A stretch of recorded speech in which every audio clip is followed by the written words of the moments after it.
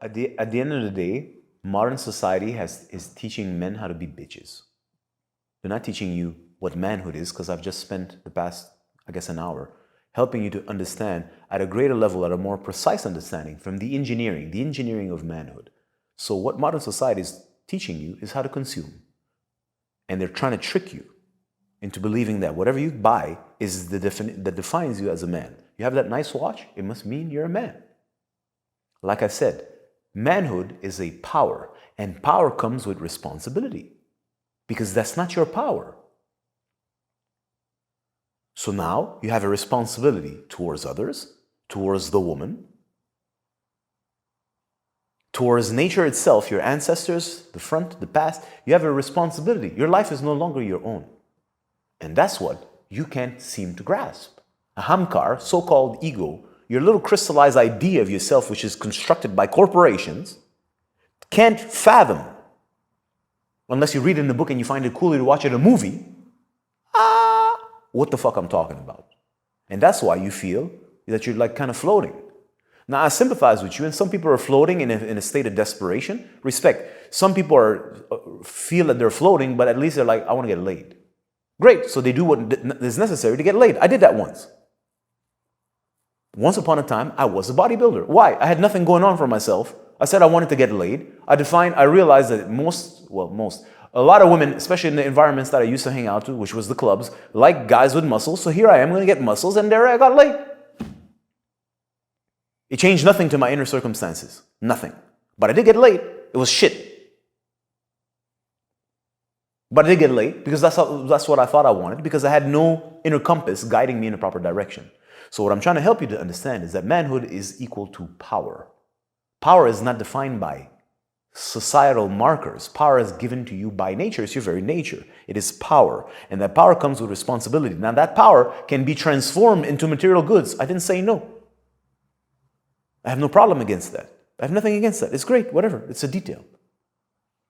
And some people are clearly designed in the way they're thinking to proliferate in a particular manner that brings a certain kind of material wealth. Not everyone is going to be a millionaire. And does that really matter? All right, manhood is defined by your millies. Congratulations. So once again, you're confused by external markers of success sold to you by corporations who want you to consume. And you don't realize, and that's what's frustrating, is that your consumption is on the back of other people. You understand? That house that you're living in, the material, it comes from somewhere. And I promise you, it was not sustainable, and it wasn't done by care. It wasn't done by respecting the workers. So if you stop for 2 seconds and you analyze all your status symbols, they're all on the back of others. So, well, how does that make you a man? I don't understand. So your manhood is technically, you're telling me your manhood is defined by crushing others and being above them. But being above a person means you're the leader. And leader means you help people rise. But what I see you doing, or what I see your average person do, is show off. And even when they make videos, is show off. Then they want to sell you something. It's show off. They don't give a fuck about you.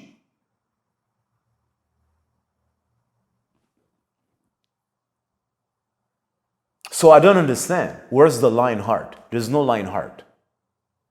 There's no heart. Apparently, heart makes you weak as a man. Or on the other side of the spectrum, you little fuckers need to go cry and weep in the lap of your fucking girlfriend who's really mommy. Because you don't want to see that, but that's the facts. Your little girlfriend is not your girlfriend. She's mommy. She's there to comfort you, to promise you everything's going to be all right, and give you unconditional love no matter how pathetic you are.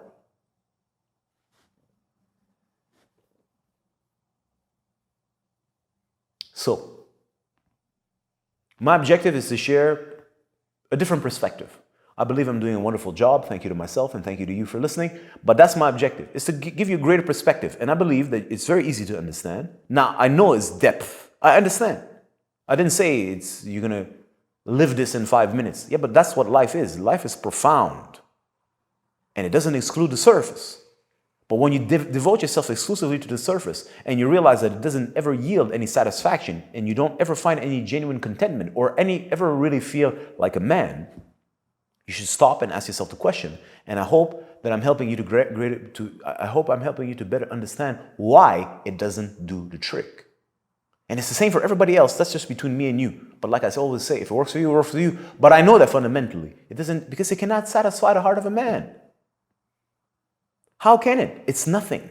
And on top of that, at a level, you know that all this wealth that you have, that you use to show to the whole world how amazing you are by pretending that you're humble, is on the back of other people. Now, this is how our modern world works. You can't get anything that's not made in China. But you understand what's going on in China. So what are you going to give back now? Because this is how the world works today, at this point.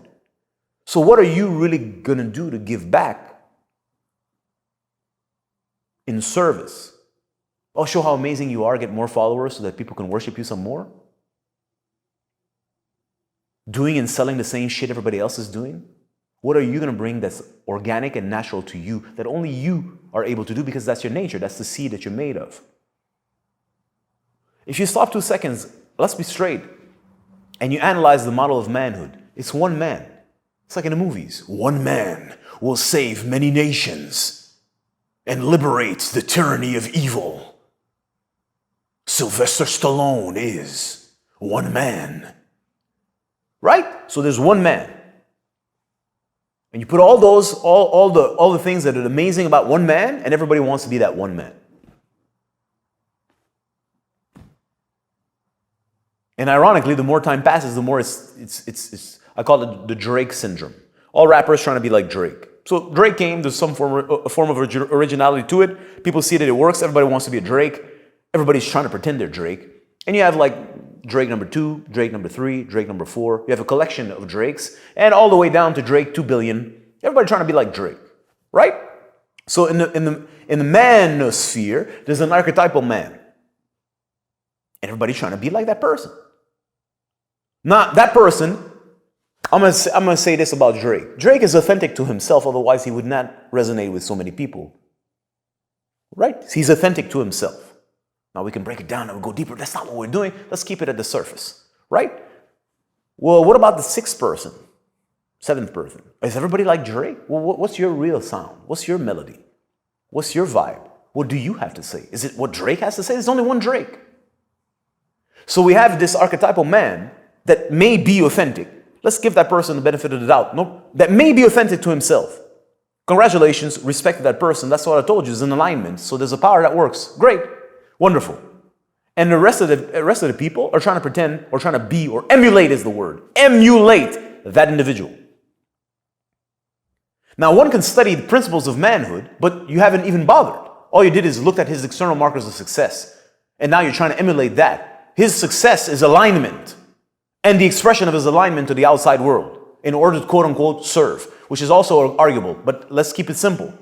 That's how you actually study success. How did success happen? There's an alignment. It's not the muscles, it's not the cars, it's not the bitches, it's not the lifestyle. That's detail. It is total detail. And no matter how hard you try, you can't be that person. Now there may be a number 2. A person there's a closeness of some sort. And here, then there's going to be number 2. Congratulations. And then a number 3. Congratulations. And there's going to be a pool of people. Congratulations. Well, what about the rest of humanity? There's only one prototype of man? And everybody's trying to be the same fucking person? What world do you live in? Have you ever seen the same tree? Infinite number of trees, not one is the same. Not one. Each one has his own alignment. All trees, though. So there's a bunch of men. So you mean to say that you are dedicating yourself, if you even have the enough vitality to make an effort to achieve a form of manhood, which is something you're not, because you have no idea what you are. So I'm going to have this, and that, which is all external markers of success. So what the hell is motivating you? Well, you don't have any internal. You don't know who the fuck you are. You have no connection. And here you are trying to be something that you're not. I don't know how you're going to succeed. And if you're unfortunate to be like number 5, you're screwed, because now you have some kind of success that kind of validates your lies, and you have a lot to lose now. And here you are completely out of alignment, and you're never going to find what you're looking for on the inside. So once again, it's your job as a man to have enough intelligence to understand. Yeah, I understand the modern world selling one archetype of everything. It's always one sound. It's always Drake. Let's cut the crap. It's Beyonce for the past fucking 50 years. It's just the same all the time. It's the same. That's what it has to be. And let's emulate that. Yeah, but you know, back in the days, hip-hop was, besides the fact that it was hip-hop and we had the basic rhythm and poetry, you know what I mean? Everybody had a unique style. And some people liked your style, and some people didn't like your style. Some people, that style was pop, and some people's style was underground. Everybody had a style, and they celebrated your style because that's my rhythm. That's my cadence. That's me. That's my sound. That was hip-hop. Me. That's me. Some people love that shit. Some people don't feel it. It doesn't matter. It's still me. And the people had a pride of keeping it real. I'm myself. That's me. That's my sound. So if we can learn something from this and apply it to, well, why are everybody trying to be the same man? Who are you? What are you made of? What are your answers? Who are your ancestors? It's not by buying 23andMe that you're going to know your ancestors. They're living in you. What's the chain? What it connects to? Where does it lead? What's your nature? And how do you now put yourself in service? And next question is, well, how are you you're one person. How am I going to become like more? That's when women comes in. Obviously, you're going to select the appropriate woman. You're not going to select a girl that ain't got nothing to do with you because as we know, there's one man. And we also know there's one woman. She sometimes has brown hair, blonde hair, pink hair, all kinds of hair, but it's always the same fucking girl. Isn't that? It's called Barbie and Ken. Now I ain't got nothing against Barbie and Ken, genuinely, but there's only one Barbie and there's only one Ken. And then there's other versions of it that kind of hang out around them, and that's pretty much it. And the rest of y'all fuckers watch on TV. Or play with dolls. I wish I was Barbie with a Ken in a fancy car. I wish it was me. Here I am, I'm going to try now to be like 80% version of Ken. Right. I ain't got nothing against that. I salute you for your efforts. What I'm trying to tell you is like, does that work? I'm telling you, it doesn't. You're smart enough to know that it doesn't if you're listening to me, which means there needs to be another solution, and I'm trying to point at it. If you care to listen, good.